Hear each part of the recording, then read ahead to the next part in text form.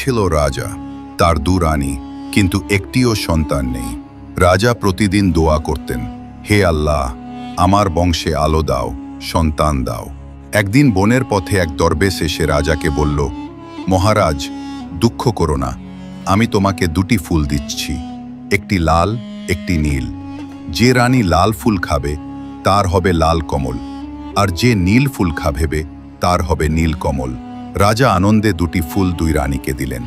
কিছুদিন পর দুই রানীর গর্ভে জন্ম নিল দুটি ছেলে, রূপে, গুণে, বুদ্ধিতে অনন্য। রাজ্য জুড়ে আনন্দ ছড়িয়ে পড়ল, কিন্তু সুখ দীর্ঘস্থায়ী হল না।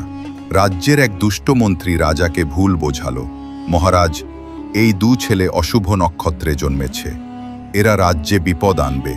দুঃখে ভেঙে পড়া রাজা রাজপুত্রদের দূর দেশে পাঠিয়ে দিলেন। দুই ভাই, লাল কমল ও নীল কমল, বন জঙ্গলে ঘুরে বেড়াতে লাগল, কখনো নদীর ধারে, কখনো পাহাড়ের গুহায়। তবুও ভাইয়েরা একে অপরকে ছাড়ল না।